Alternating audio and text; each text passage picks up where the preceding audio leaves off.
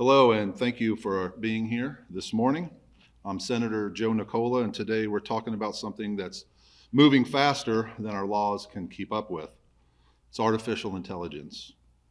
There was a story recently in Kansas City on the Kansas City News about a young lady in her 20s that some of these bad actors took her photos off of social media and turned them into pornographic photos and spread them all over the internet to thousands of people. This is just one of so many stories that artificial intelligence is being used to harm people.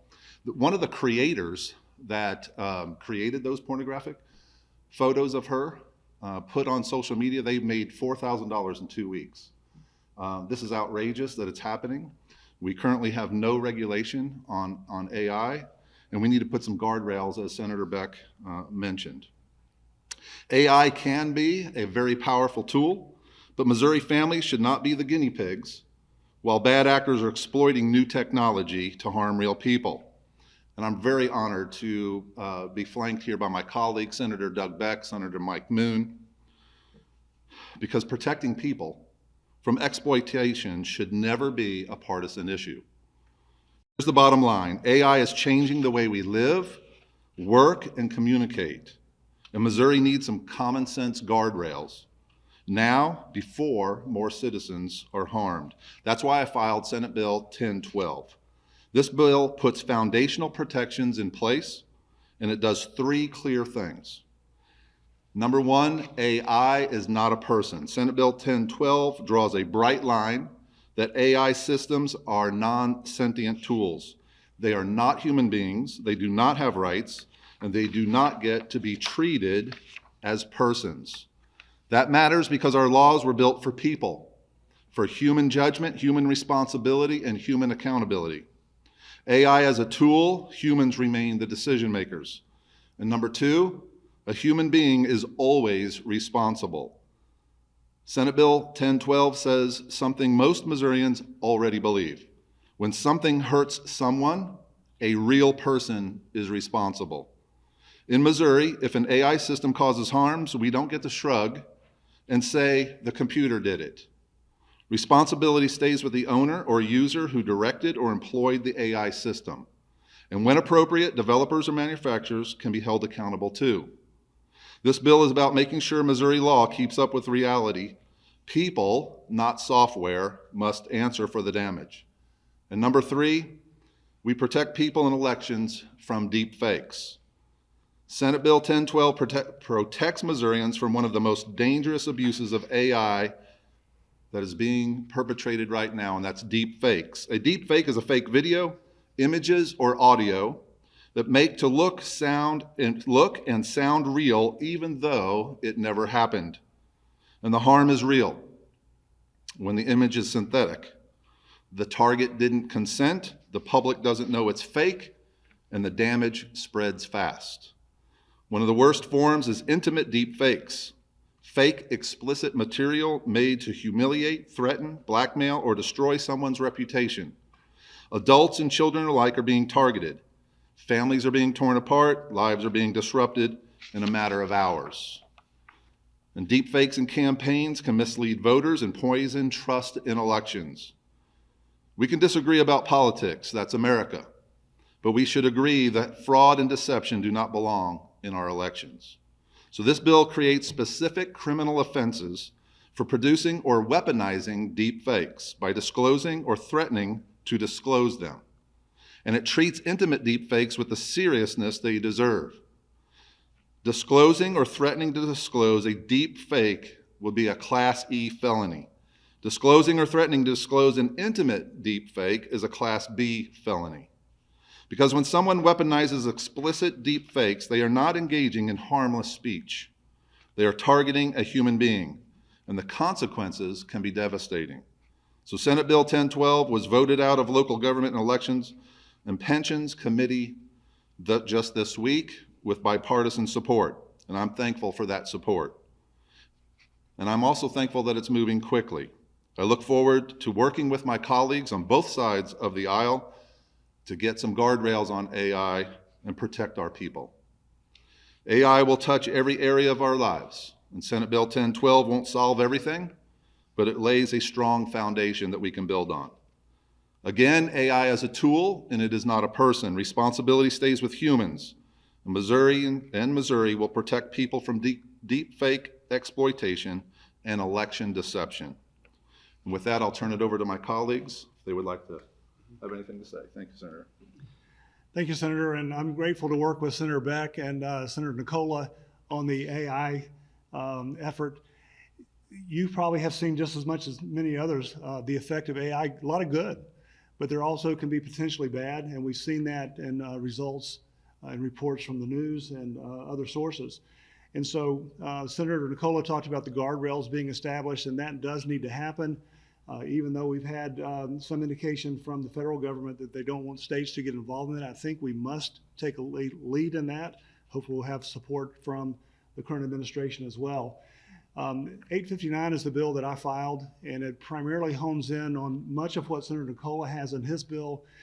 It's looking at the sentiency of the AI, is particularly. There was a developer of an AI program who created AI, and that AI program created another program, and he sought, the human developer sought a patent for the AI product. It was initially granted a patent, but several other nations, including the United States, have rescinded that effort. And so today, we have different issues before us. Last night, Senator Beck alluded to some discussion that we had about perhaps a professional being awarded a license. That was not the object or aim of the bill, but we were trying to prevent it. And I hope that we can take more extreme measures to get ahead of this game before it outpaces us. Yeah, and again, I'm in agreement. We can look at the bills. I'm not sure about some of the penalty phases if they're too rough or some, but the Senator and I would have those discussions. But yeah, in general, we need AI to be a tool and not a corroding thread that goes through our society and destroys a lot of different things. And AI was created by humans, and we have to. Those folks also need to be held responsible when they do bad things with it.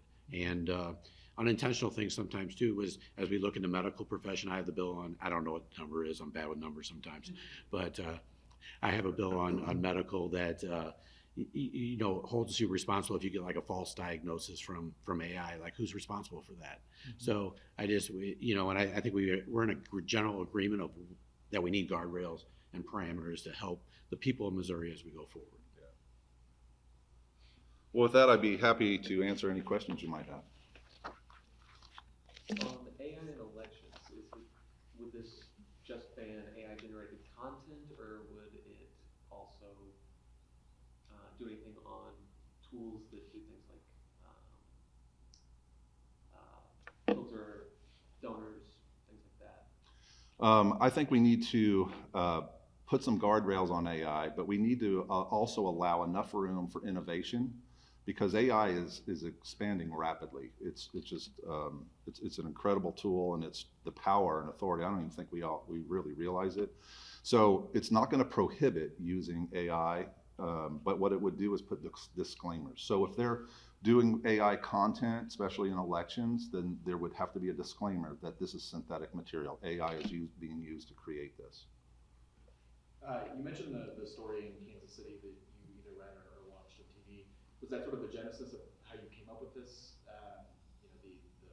The bill itself, how does that sort of factor into this bill? Yeah, no, I was just using that as an illustration of the harms. I filed a bill last session about AI. I just didn't get off the ground.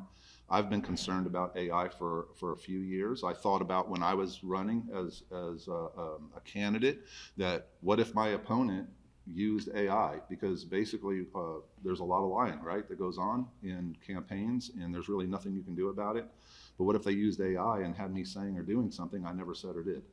And so I was very, very concerned, and seeing the rapid advancement of AI and with no guardrails. We don't have any regulation from the federal government. There's no regulation in Missouri. And so that's why we're elected. We're elected to protect our people's freedoms and liberties. And when we see people getting harmed by this, we've got to at least put some guardrails on it. I have to go to committee, so I apologize. I'm not leaving, but I have to go. Thank you, Senator. Appreciate it. Any other questions? I'm curious about venue for the felony. Would it be an image generated in Missouri or a victim in Missouri for the felony of creating the fake revenge?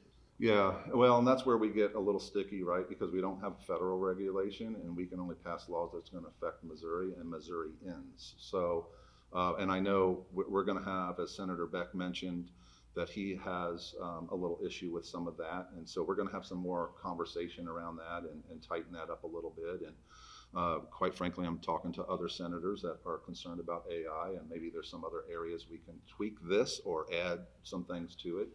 And try to get some really good, at least some foundational legislation to begin the process. Here's some parameters, here's some guidelines, because we have to protect people. It's getting carried away. Anything else? You guys were easy.